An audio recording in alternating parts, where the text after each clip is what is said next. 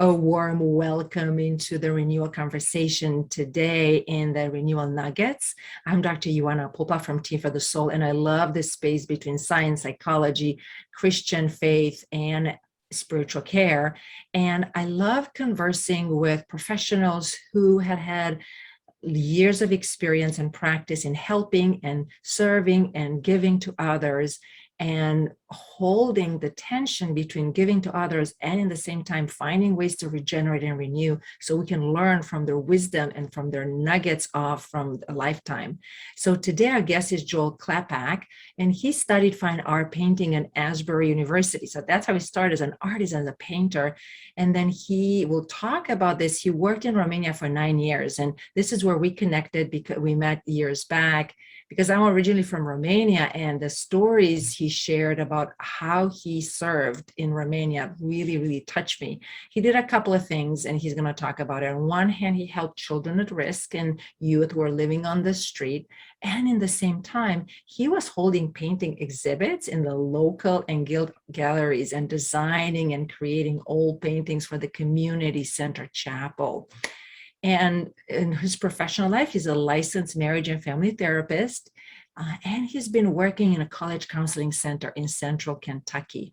He also worked at community mental health, at state psychiatric hospitals, in detention centers, providing psychotherapy and skill training, and led workshops. And his passion is around empathy and compassion, so he's going to talk about that. And he also, other topics for him that are he's very interested in is how to bring empathy, honesty, and collaboration within the church, and especially at the Ocamper conference. Ocamper is a professional organization, Orthodox Christian Association for Medicine, Psychology, and Religion, and Joel is a board member. And he wanted to share with our audience that he became Eastern Orthodox while living and working in Romania, and has been on a parish council at his church. His church is St. Andrew Antiochian Orthodox Church in Lexington, Kentucky. And he loves to sing in the choir. And you're going to really appreciate what he has to offer. So without any further ado, let's dive right in.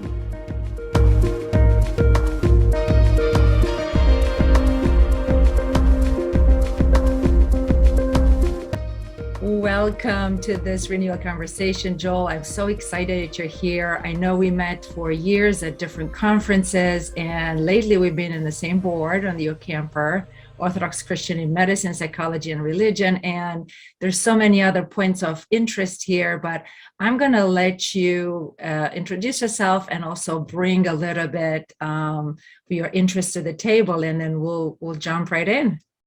Welcome. Right. Well, thank you. So how to introduce myself? That's a great question.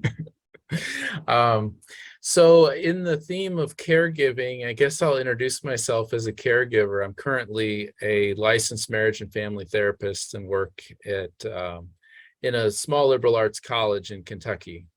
As I kind of think about my journey to being a therapist, I think I have to say it probably started as a kid watching Oprah Winfrey with my mother.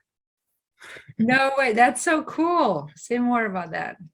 So my mom always, Oprah Winfrey is just very caring about people and holding emotion, and I just found it fascinating. And my mom would also talk about things. We'd go watch movies together, but she would unpack the meaning of the movie afterwards. So I think it really helped me sort of think about people in a deeper way, even from a young age. And my family my mom and dad both just had a very strong values for caring for people.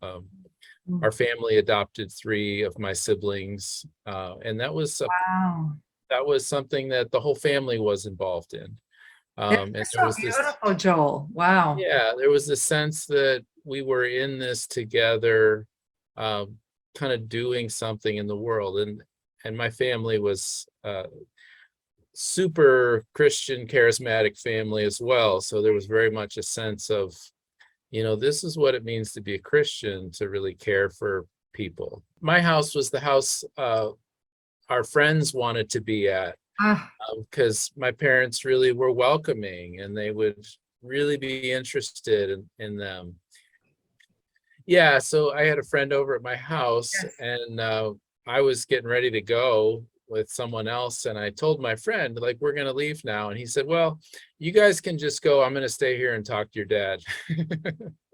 That was that kind of family. Right, right. Um, That's just so so beautiful.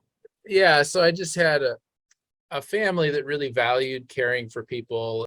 They knew they could ask my family to come live with us for a while. Oh, that's so beautiful. Uh, so yeah, I mean, that it also has been a challenge for me as a caregiver, which maybe I'll talk about later. But I really do value that our family really cared about people. How do we serve and love people? And that was really a core piece of the faith that they had and still have.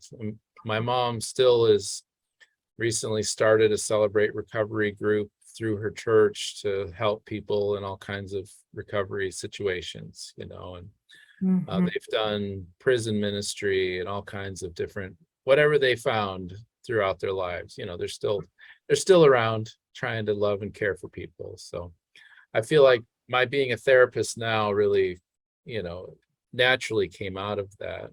I was I was also very interested in, like, how can I care for and love the other students in my high school.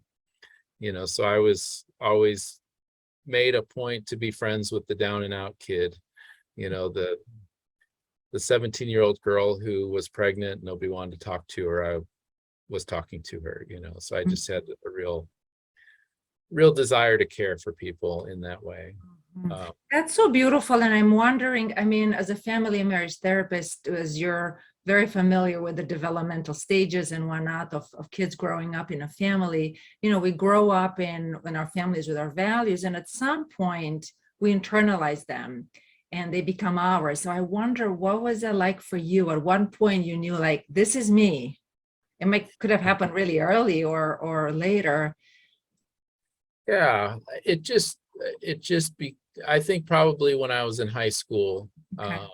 it really, as I was figuring out what I wanted to do with my life, it just felt like this is what matters. Hmm. This is what's important. This is money and wealth and fame and all that stuff, just doesn't seem like it has the same kind of value as just Mhm. just being with people and taking care of people and Mhm. um, connecting with people. So That's just uh, so beautiful and inspiring. Yeah. Thank you for yeah, sharing.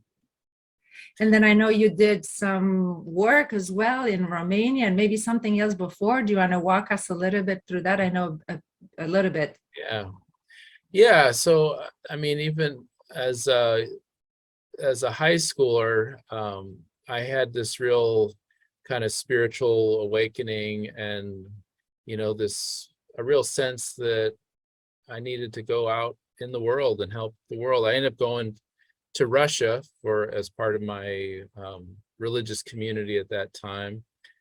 Spent 5 months in the polar night.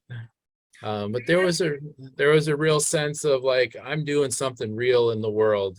Probably watched too many Indiana Jones movies. Like, I'm gonna go out and do something real.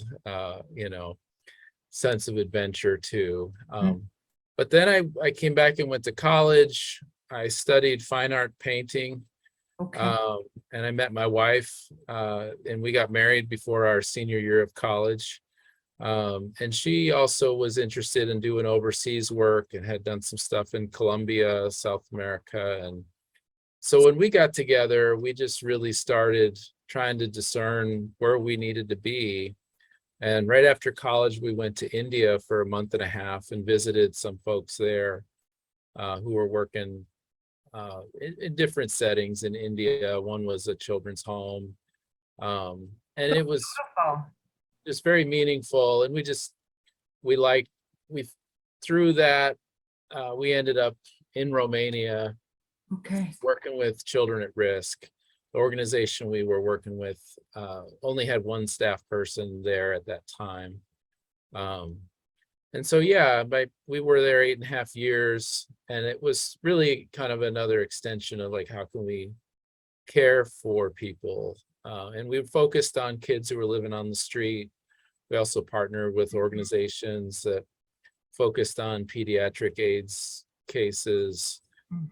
This organization helped get kids out of orphanages and into homes. And so, I mean, I was deeply moved by some of the videos that came out in the, I guess, mid 90s of Romanian orphans. And, you know, some of the kids we worked with, you know, were in orphanages earlier on. What you're sharing is so deeply moving, because I'm originally from Romania, and actually we did had a part of a physician rotations. We went in the hospitals, and we actually visited also orphanages as well. So yeah, it's very meaningful work. So actually, thank you for jumping right in and being there to help, because there was a big need. So thank you. Yeah, well, we're just doing what we need to do, you know. So we did a lot of just meeting with kids on the streets, trying to figure out what we could do. We spent a couple of years just playing soccer every day with kids. I bet you loved it. Just get your lungs free of drugs, and you know, and then we would eat a meal together, and there was just something really beautiful about just eating together and just being human, you know. That was really lovely. Were you back then a therapist or not yet? So I was not a therapist yet, and that is a big part of my journey. Was I mean, there was lots of things that kind of felt like a failure. And I was in touch with someone through an online community who was an addictions counselor in North Carolina. He was actually the president of the Ocamper board for a time. And he really made himself available to me to kind of ask questions and consult with. And I ended up taking a counseling class when we were back in the States having one of our children. And it began to just get my wheels turning. Like, I really would like to have more training to be more effective with people, you know. And so I think we did a lot of good work, but some of the resources, some of the trainings we did were just super helpful. I was only in Romania, right? Yeah, in Romania. Yeah, I was only one of a big team of about 20 people made up of Romanians and Americans. But at one point we all went to a workshop on working with kids with reactive attachment disorder, love and logic parenting, that kind of thing. We took all our staff to it, and we just started implementing some of these things. And within a week, like the chaos in the center just really went down. You know, we started doing things like having kids do what we called strong sitting, which is basically like a 5-minute sitting meditation. You know, you just sit and be quiet for 5 minutes. So they'd start their time at our center doing that, and just the energy went way down, and kids were able to focus, and the staff was able to manage things better. And so just realizing like, wow, there's some tools out there that really can be effective and powerful. So that brought you to do the training in marriage and family therapy. Yes. So when we came back from Romania, I did a master's in marriage and family counseling. And then after that, I ended up doing some work in Eastern State Hospital before I got a counseling job. And then I was in community mental health. And then after that, I moved on to the current job I'm in. And I've been in for, I guess I'm starting my 8th year now. Counseling, right? Yes. In college, yeah. Oh, that's so beautiful. And I know I heard you speak at a camper event about the compassion research and the brain. It just dawned on me when you were talking about the kids, just sitting for 5 minutes in quiet, how that calmed their system. And actually, Father Anthony Hughes from St. Mary's in Cambridge was on last week, and he was talking about he just talked about it spontaneously, like his default way of being, of just being present in the present, in the now.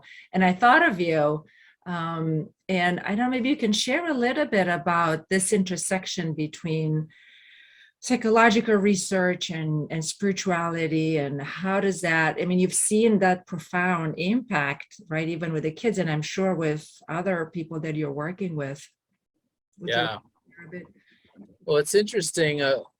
A researcher named Tanya Singer, who is at the Max Planck Institute in Germany. She does social neurobiology research, and basically putting people in an MRI machine, like put one person in an MRI machine next to another person into another MRI machine.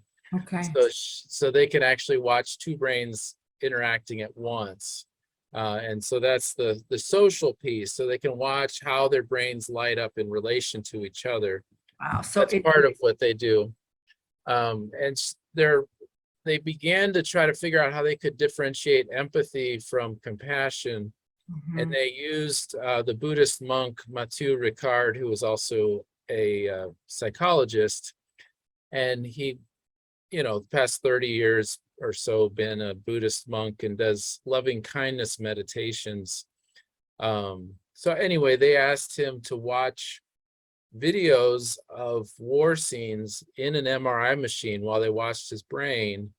And they asked him to be in an empathic mode, just empathizing with the pain of the people he saw. And after 2 hours, he was emotionally torn up and burned out. And then they asked him, like, okay, now we want you to do the same thing, but in that loving kindness mode. And if I could just stop for a second, is your sense that with the empathy that we're kind of, the emotion, there's something energetically that we're taking on? Like, what's your understanding about the empathy piece and why it was so draining? Because I've seen it also in clinical practice, and I'm curious what your experience is. So she calls it empathic distress. Okay. Because sometimes when people talk about empathy, they're talking about compassion, so it gets kind of foggy. Oh, I'm so glad you're clarifying that, because it's an important distinction. Yeah. So empathic distress is really when we are encountering the pain of someone else, but we are actually feeling our own pain as we're seeing their pain. So really our own pain is being triggered when we're with somebody in that empathic distress mode. And that's what Tanya Singer would say. Compassion fatigue is actually empathy fatigue. Yeah, so that's empathic distress fatigue. With internal family system, right? It's the which I mentioned here. I know you're very familiar in training in it. This idea that if I have exile or parts, so I have things from the past that are still active in me, it's kind of like that, right? I love your description. Exactly.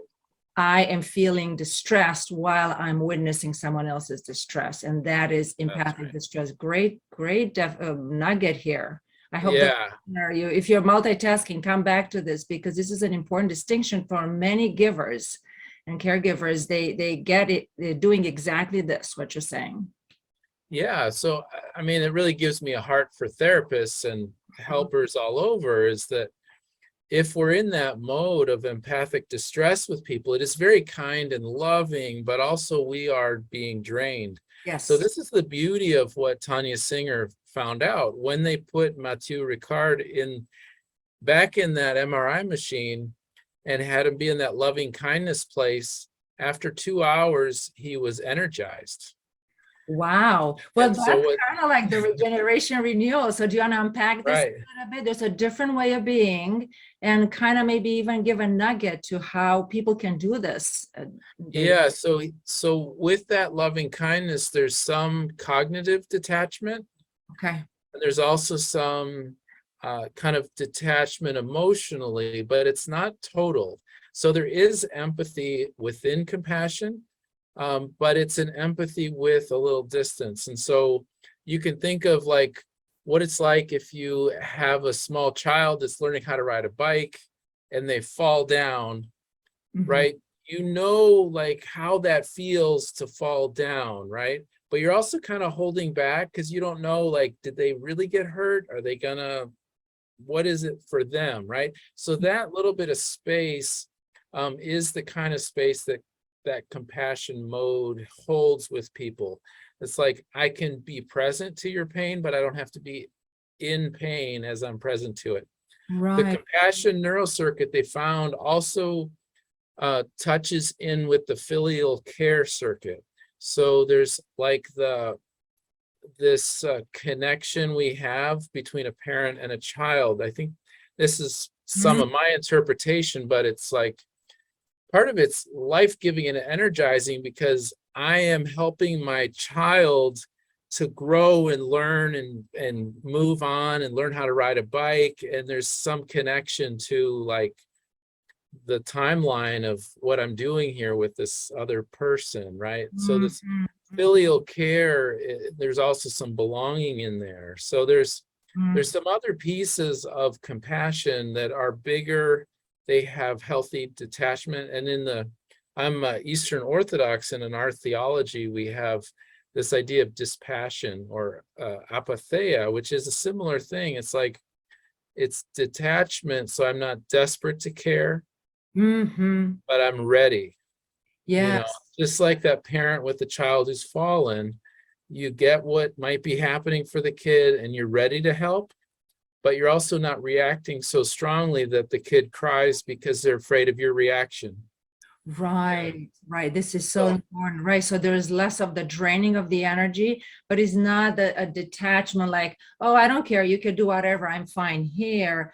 There's still that desire and a more balanced desire to help. But if I don't help, it's okay, right? Is that what you're saying? exactly, exactly. And you could see it around grieving a lot. You know, some people really struggle around grieving and they might try to offer condolence to the person who's grieving, but actually they're suffering so much that the grieving person ends up helping the person trying to console them, Yes, right? yes, So yes. in that compassion mode, there's enough kind of awareness of what's my stuff and what's your stuff so that I can be present to you without you feeling you got to take care of me, Yes, right? I can absolutely. be, what is this, you know, and I deal with clients all the time who deal with grief or any kind of different mental health thing. And just because they say that they know somebody who just died, like I really don't know what that means for them, Mhm. right?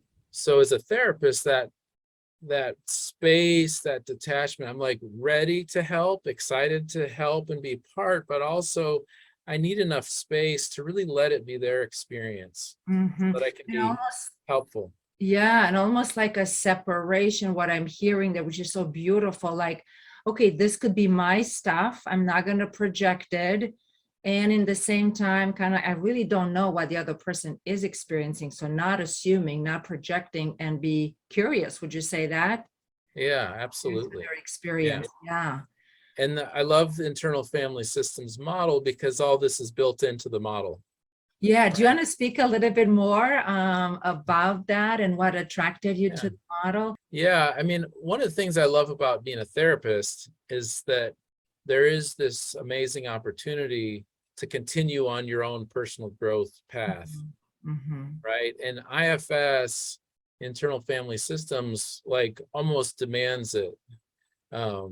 I mean, you don't have to, but really to be a good IFS therapist, you need to really work with your own parts. You need to work with your own therapist parts, you Yes. know? And so for me, like coming from a family of helpers, people who want desperately to save the world, Yes. right?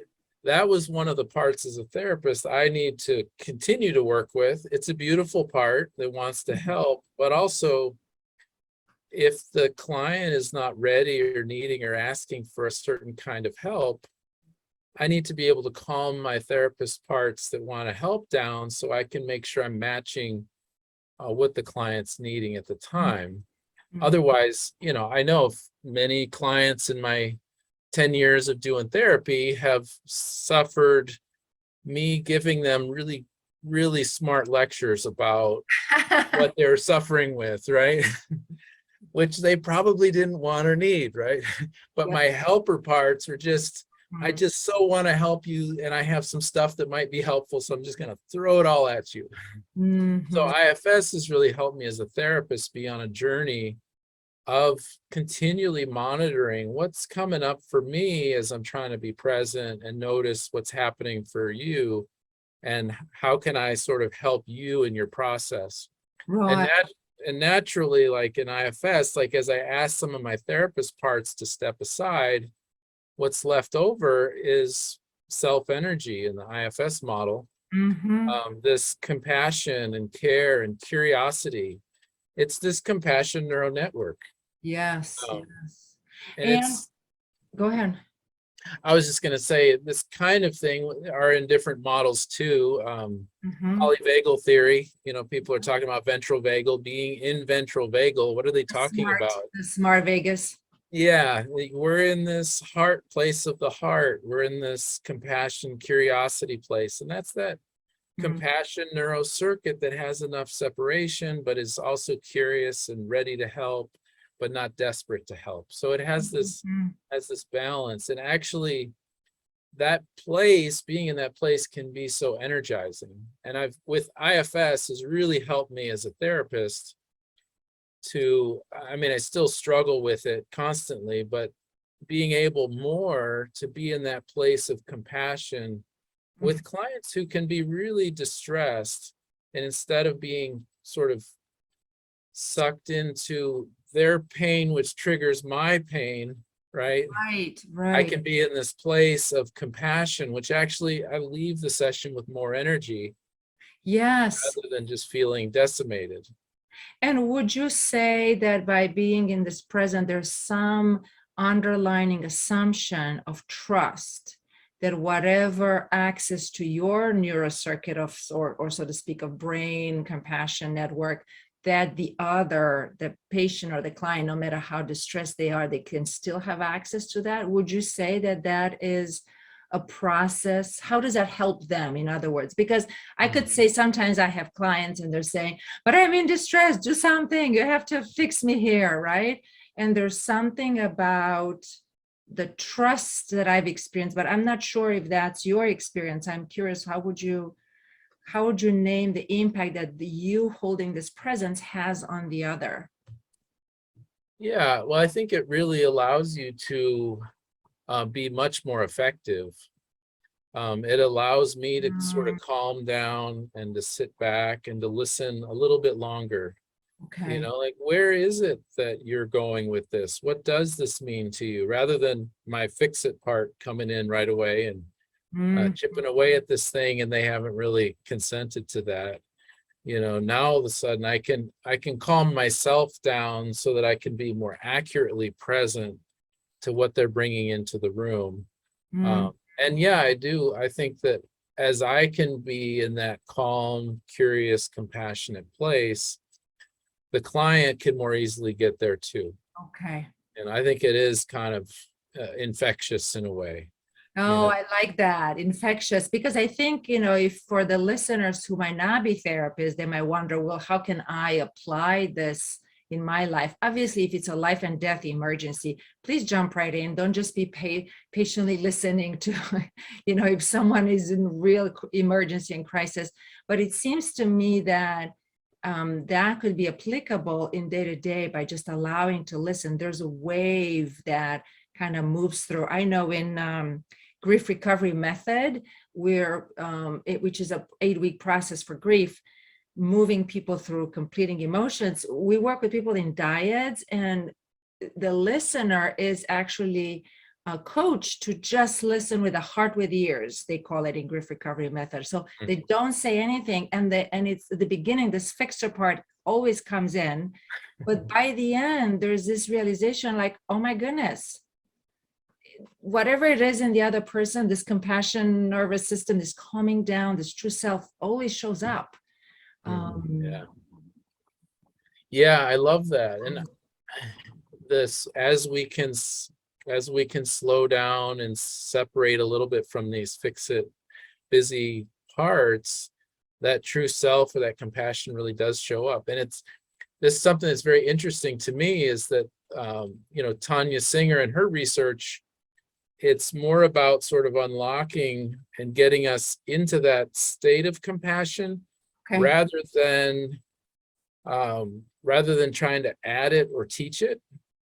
Okay. So it's like we have this experiential level. Mm-hmm. we have this neural circuit of compassion in us. Mm-hmm. And IFS really, that's one of the foundations of IFS, is that we don't have to teach clients compassion, we help them find it. That's already there. And it's interesting, in our Orthodox theology, we have this idea that this deep core of the human person is the image of God. Mm-hmm. And that as in a process of kind of peeling back the layers of the passions in the Eastern language, but we're talking about reactivity, right? For activity of emotions, anger, those kind of things, or helper parts, the same kind of thing. Like, as in that tradition, as you peel back this thing, Saint Isaac the Syrian used the term luminous love. Oh, I love that. There's this luminous love for all humanity, and so there's this beautiful resonance between those that actually, it's almost like we are made of luminous love, that we get clouded over with all these emotions or passions or reactivity, fear. But as we peel back those clouds, what we have is this luminous love. It's almost as if we are made out of luminous love. And if you're listening, this is a time to just take this in. This sense is, what if we are luminous love, all of us at a core? I think that's just so beautiful and so inspiring. And it does make our life easier as we go through the day, right? That we don't have to work so hard all the time. That sometimes relying on this can be so much more beautiful. And I really love how you brought in so many perspectives, like the all together and kind of pointing to the same thing. Yeah, I think any tradition that's looking hard and long at the human condition ends up coming at some of these same kind of conclusions. Oh, I really like how you phrased it. Yeah. Looking long and hard at the human condition and kind of encountering the reality, it's going to discover similar things, just call it maybe differently. I think that's also so hopeful, because in our society, there's so many polarities, if you're this, you cannot be that. And you're saying, no, maybe there's that foundation that is true and for all of us. Yeah. Another one of the people that I've been influenced by is a man named Marshall Rosenberg, who developed nonviolent communication. Yeah, I love it. And he studied with Carl Rogers, and got kind of tired of the psychology world that he was in. He's a PhD in clinical psychology, and he was just feeling like there had to be more than what we had figured out. And he went and studied world religions to try to understand what else is there. And what he came up with was that the core of humans are these universal human needs that drive us, and they're otherwise known as values, things like community and autonomy, freedom, transcendence, but also sustenance and stability, and all these kind of things, empathy and honesty. These are things that drive us to become who we are made to become. And he said that the core of all those human needs, the most essential human needs, according to him, was the need to contribute to the well-being of others. That is just so beautiful. I don't think Maslow had that in his pyramid. I mean, it's such a beautiful overlap. And if you, I love this. We did not talk, if you're listening to this, we did not talk ahead, but if you can see, here's one of my favorite books, Nonviolent Communication, right here. We'll put it in the link down so you can get it. Yes, yes, the need to contribute to the well-being of others. Well Such said. a it's just a beautiful operationalized Mhm. way of saying compassion, right? Mhm.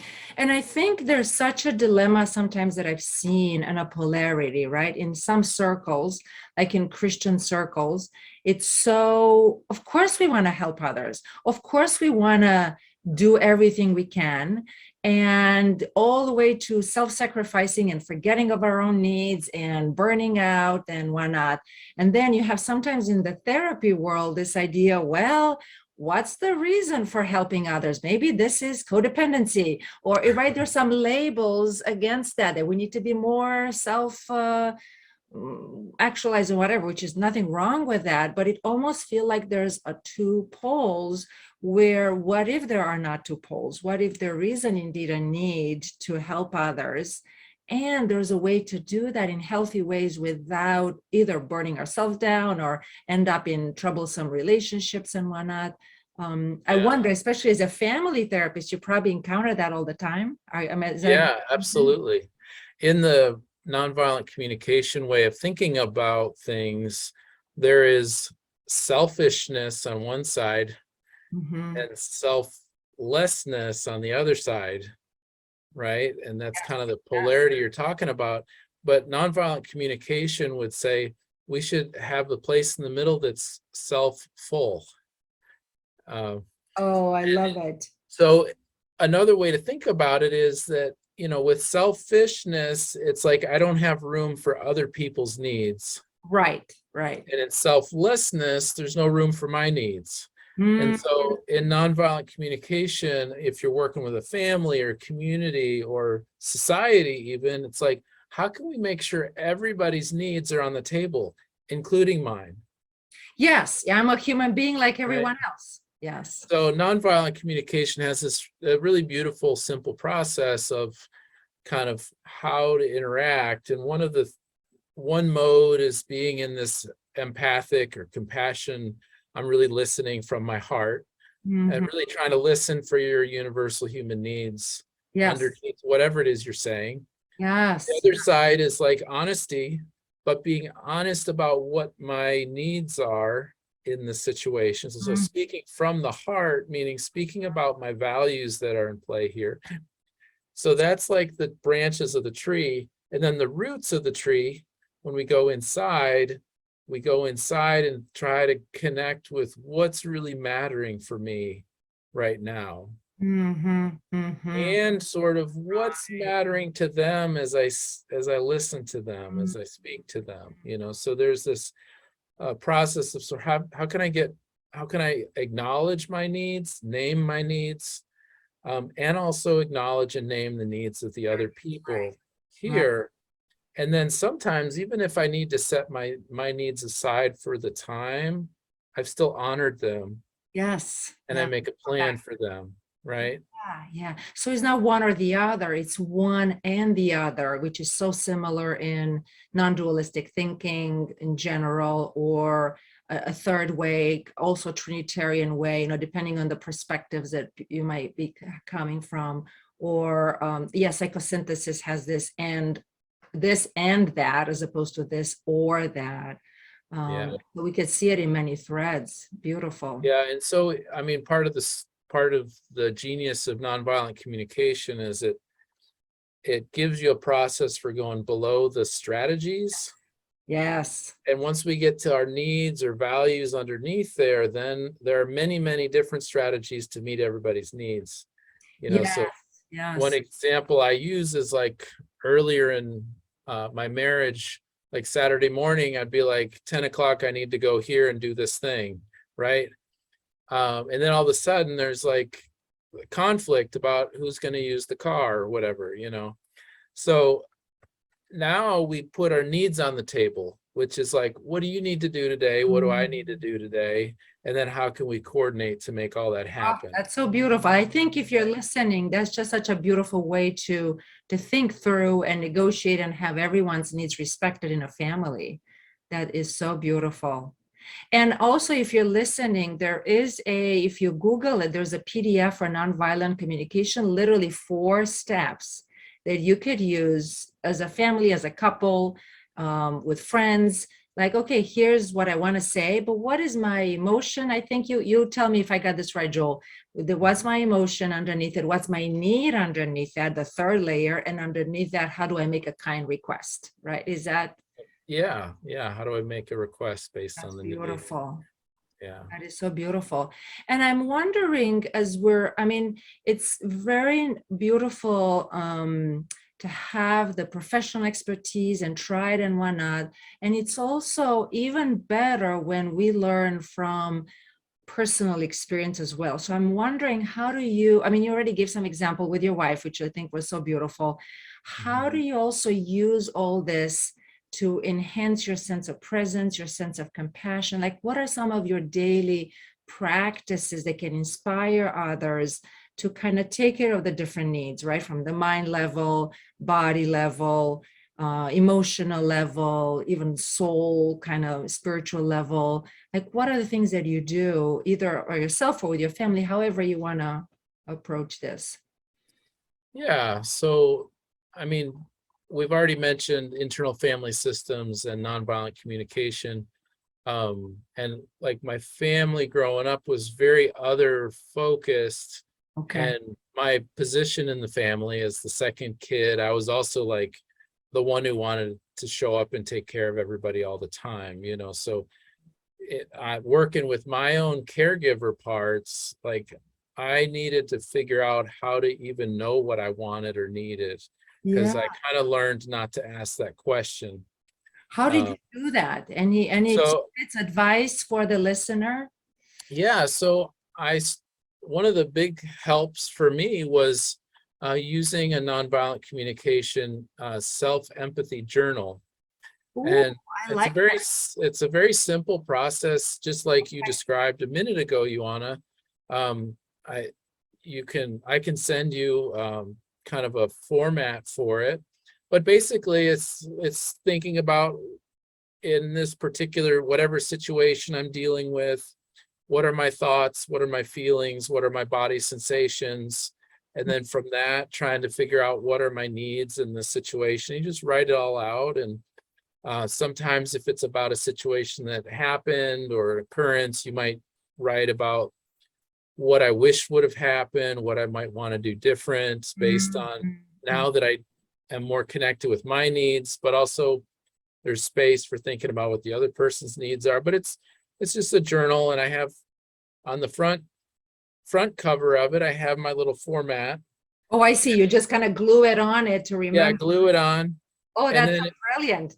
then if I don't have anything distressing, I have a gratitude process, Okay. which Ah, does a similar thing. Like, what are my feelings and thoughts around this thing I'm grateful for? And okay. what are my needs that are feeling met?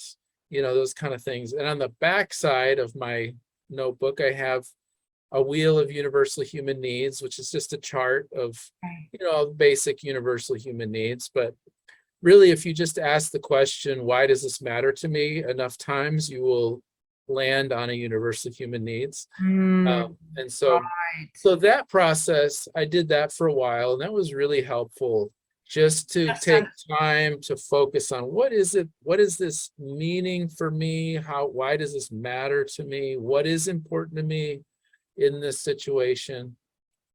So just those kind of things. So that was kind of nonviolent communication. And then internal family systems has really helped go even deeper and more nuanced into like what's coming up for me, especially in the therapy room, but also maybe in my family life. As you have kids that grow older, your different kids will trigger different things in you. And it really, sometimes it has very little to do with the kid and more about your own stuff coming up. So for me, like being able to have a process, I actually have a friend, and we just sort of trade practice sessions with each other. And Mhm. we just work with especially our therapist parts that are coming up, but sometimes other things Mm. if they're feeling like they're showing up. But that's a real way that I've been able to really get more in touch with what are my parts that are suffering, where are my vulnerable places that are being triggered, what are my places that are scared when Yeah. clients show up angry? What are those things? And so as I can attend to those parts of me that have been suffering, then I can show up with more confidence and more calm, and not get sort of sidetracked out of that curious, compassionate place, and I can just stay there easier. Yeah. So what I'm hearing is the sense of staying with yourself, staying with your needs. Like there's this fundamental idea that there are universal human needs. And I would imagine even the need to be seen, the need to be appreciated. Sometimes Oh yeah. Christians were so fast to say, "Oh, I'm so proud," and I'm not. I'm not saying that we're not proud at times through behaviors and whatnot, but there is a universal need to be seen, to be appreciated, to be That's right. loved. So I'm hearing you're saying journaling that could be of help, and really think through the layers. Okay, what am I needing right now? And it would like, I don't know if you're feeling comfortable sharing your PDFs, we can put them in the link. Sure. I can Yeah, cut that. Okay. So then you can use some of that as a listener. The other thing that I'm hearing is some sort of a reflection, but also journeying with someone, maybe a good friend or a mentor that has a way, you have a way to mirror, you have a way to support each other and go into those tender places and have some your compassion and someone else's compassion in that. Is that fair to say? oh yeah, Yeah. absolutely. Yeah, it's been life-giving. And actually that friend is also a running partner, and so Oh, you're we have running. we ran for 3 or 4 years together, and then some other people came, and now it's anywhere between 6 and 10 or 12 people that show up 3 days a week to run together. And so that kind of constant through the week companionship, and we'll run with different people different times, but Mhm. something about that connecting and running with someone. We're not in this alone. Yes, yes. So also taking care of your physical body on a regular basis for you, running is really important. And I love what you said about also being in community, having a community, even if it's small, it can grow, but having some sort of community to really build on that and move toward and share this experience that has been Yeah, there. absolutely.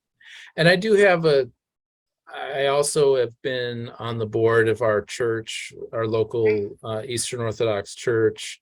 And there is something about being in the sanctuary week Mm, after week. And if you've never been into an Orthodox sanctuary, I recommend doing that. That was uh, when I was in Romania.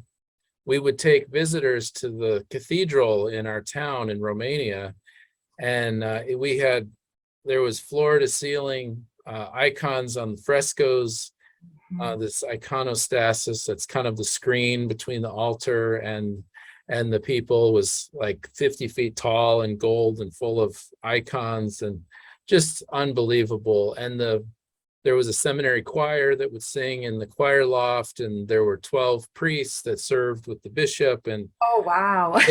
they may have had administrative gifts, but they definitely had singing gifts. It was just unbelievable.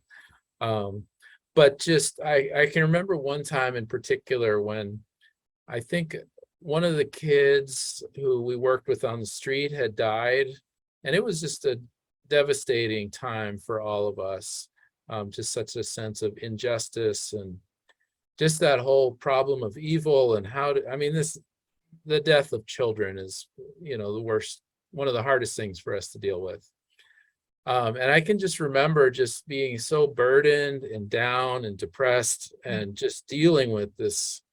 I mean, not just him, but this whole, the injustice of all the kids that he represented, and I had like a half-hour walk to where we worked at, and the cathedral was on the way. So I had a few extra minutes, so I slipped in the back of the cathedral.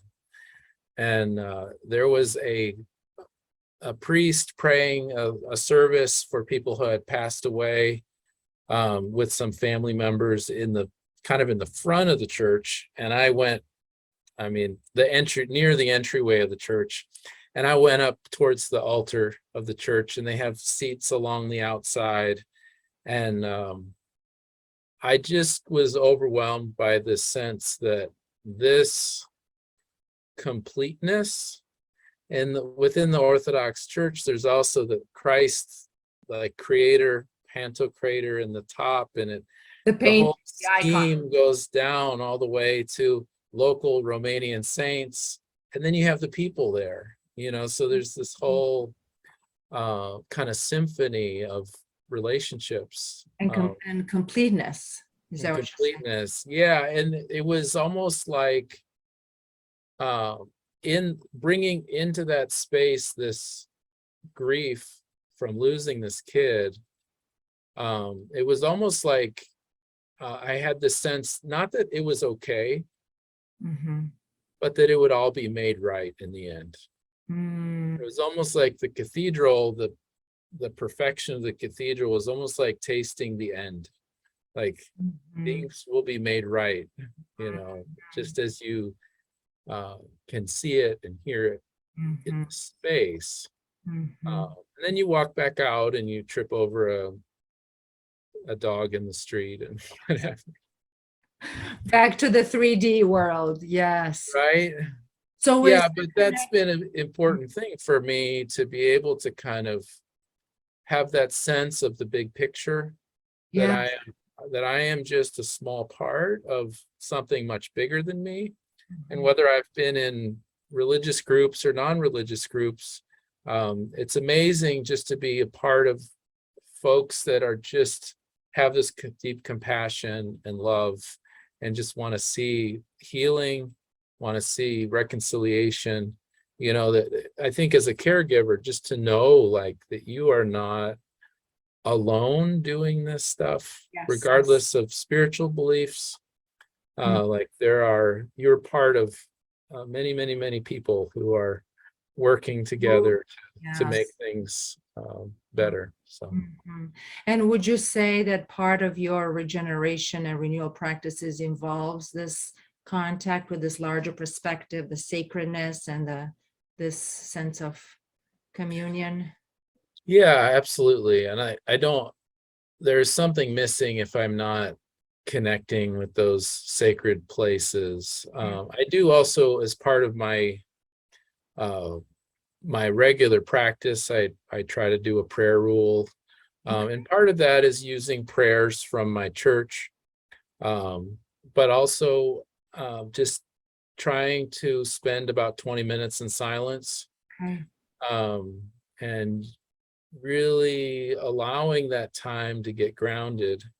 I also continue to make art, and so when I'm able to do it, I also try to do life drawing for 30 minutes to an hour, and that might be like drawing a tree, but I'm not worried about trying to stylize a tree or make something cool. It's like, no, I just want to be fully present to this thing that I'm looking at right now. And so it really is a very grounding, meditative practice. And I mean, in our theology, we believe that God is filling all things, that he is everywhere filling all things. And so whether it's sitting with a person or sitting with a tree, if we're quiet enough and slow enough and looking, like, we get this experience of something bigger than ourselves. Yes. And I so appreciate what you're saying. And for me, contemplative practices and silence is also important. Do you have any nuggets to suggest to someone, let's say, who haven't tried contemplative practices or sitting in silence or whatnot, that how to get it started? Anything that helped you? What I found actually is I ran into some people at my work who were doing kind of mindfulness meditations, and so they helped. And as I began to do some of those silent meditations with a group, I realized, like, why does this feel so familiar? And what I realized was that it was very, very much like life drawing. And so I went back, I was like, oh, this is exactly what this is, Me too. I was wondering Um, about that. It's almost like your life drawing is part of your prayer rule.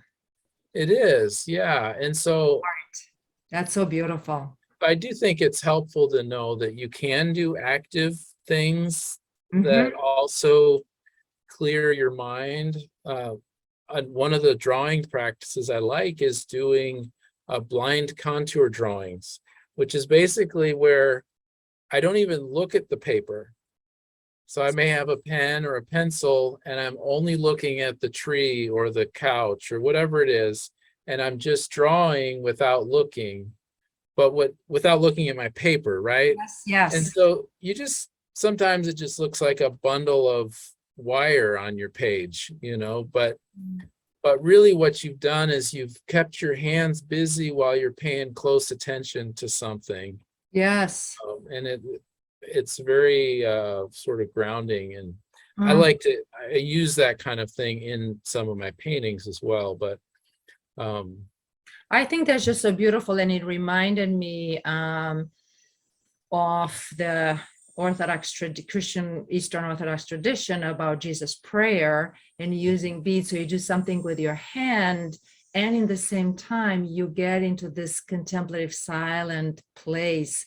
And in the Renewal in Action program that I have, is this idea that, and you might appreciate this, that when we're active, many times we're in our sympathetic system, right? Fight or flight. And when we're relaxing, we're in this nervous vagus system, the parasympathetic relaxing. And in our day-to-day, such a big separation. And actually it doesn't. I think through people who are doing lots of this contemplative practices, or even athletes when they're in flow, they experience this symbiotic existence between the relaxing, trusting, opening kind of way of being and being active. And just reminded me that, because that's a beautiful place to be in, integrating all of us and almost connecting to what you said earlier about the default nervous system, compassion nervous, almost like we're meant to be that way. And we're trying to keep reconditioning our flight or fight, nervous system to trust that actually there is something larger and bigger. And I'm so glad you brought the art in it, because yeah. I mean, that's your study. And I was wondering how you use art in your day-to-day. I, That's I think I think it's interesting too. I mean, talking about creativity, but if we, I mean, from the internal family systems perspective, but also Eastern Orthodox spirituality, if we really think about what is that we're left with when we're not afraid, when we don't have these passions, and it's connectedness and community and creativity. Like if we're not worried all the time, what do? We start yes. making Yes. stuff. Isn't that cool? That's a great question to kind of, as we're moving towards the end of this conversation, to really think as a listener, like, yeah, who am I if I'm not worried all the time and I don't have to live in fear? And obviously we cannot, I mean, there are situations that could be life-threatening, and there are situations of suffering, real suffering and whatnot. And either way, what if there is a way to be in that with more trust and more connection, and sense of centeredness? Yeah. Yeah, I think it takes a lot of work on connecting with yourself Mhm, in mhm. order to stay connected with yourself while you're in another situation, where there is great need, right? Yeah. So I think that's the challenge for the caregiver, is how do I not lose touch with where I'm at and where my capacity is at and how I'm feeling, what parts are being triggered here. Am I okay in this space? Do I need to pull back so I can attend to what's happening in me for a while? Because sometimes our level of healing and growth is not matching the level of the situation. So Mm, sometimes we need to step back and do some of our own work. Like yes. I was working with a client, and it this client had some stuff come up that was very like feeling abandoned. Mhm. And the anger that came with that really triggered some of my own stuff and made me kind of freeze. Mm, And I was really not able to stay present. And then she felt abandoned by me. And so then and she ended up getting another therapist, and it's okay, because I needed to go back and do some more of my work so that I could stay present Mhm. and that kind of thing. Some of my own stuff came up that needed some more work. And so I think it's good to know, like, it's okay to not be ready to deal with any situation ever, but Right. I And the just, fact that we are imperfect and we can understand our limitations and use that as a way to further growth. Yeah. Thank you for sharing that. Yeah. And as we wrap up, I'm wondering, say it again? I would say we are perfect. We just need to uncover that. Yes, deep down, we are indeed. We were Um, made really good. we are made really good. And in the process, right, we're, as you said, kind of shedding away. I like that idea, that way of removing to Well, uncover the yeah. perfection. Yeah. And we're putting our own needs on the table too, right? I may have a need for some more healing and more growth before I'm ready to Yes. be able to help my client with their healing and growth, right? Mhm. Very good. And Joel, as we wrap up, are there any projects that you're currently really excited about? Anything coming up for you that you like to share? Could share with the listeners. So I am involved with Ocamper and the Ocamper community. We have a conference coming up in November. So I have another project that I'm working on that kind of brings together some of my worlds. I'm going to present at a symposium about the artist George Rouault, and kind of looking at him from the clinical psychology perspective, and Okay. also from an Eastern Orthodox perspective, and how these things converge, and some of these themes of looking at people with kind of this compassionate vision, Mm-hmm. and some of those sort of healing elements that this artist sort of came upon because of how he made his work. So Oh, anyway, I'm very excited about that. That's in September. okay. So it's So, coming up very soon, and then the yeah. other one a little bit later. That is so cool. Very cool. And before we really wrap up, any other nuggets or for people who are giving, they have a passion to help others, how to stay present, how to regenerate, any other tidbits? Not that you have to, I'm just curious. I want to make sure we make this round and complete for today. Yeah, I'm not sure what what to say, but I just I just feel so full, knowing that I'm not alone, and that there are so many other people who just really care, and that actually, I guess maybe this is the nugget, that being a caregiver doesn't have to mean you being diminished.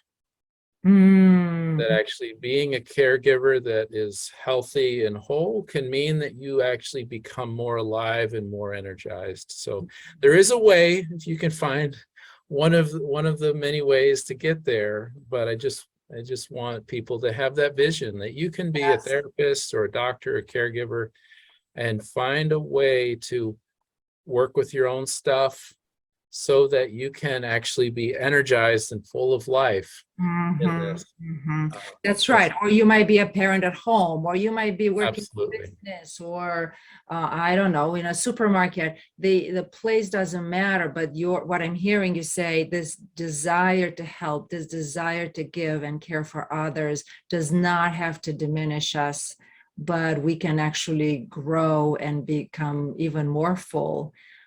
I think that's so beautiful. And I think the other thing that you shared is that we're not alone, that there's actually a lot of people out there. So there's so much hope for humanity. I think as I'm having this conversation, it's Yeah.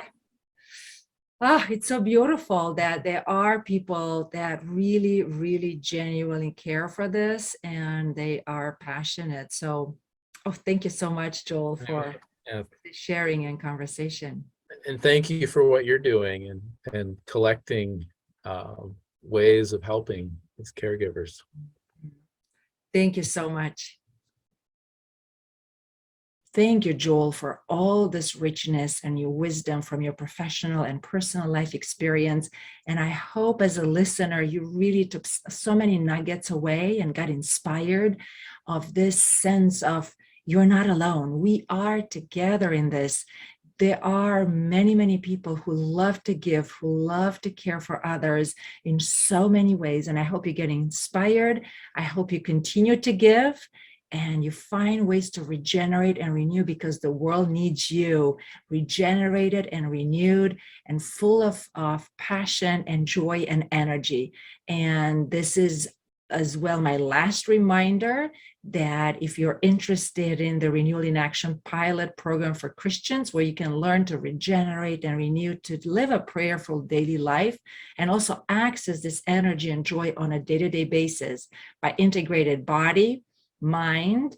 What I mean by mind is thoughts and emotions, and true self, your soul, your image of God. There is a regeneration blueprint that can be very helpful and can help you navigate life no matter how busy the season. And this blueprint is flexible enough that no matter how busy you are or you have all the time in the world, you can take care of your needs. You can really regenerate in a fruitful way. And in the same time, it provides a daily structure so you're always assured that you are on the right track as you're regenerating, so you can help the world in Christ. So with that, I thank you for being in this shared space, and I say goodbye for now.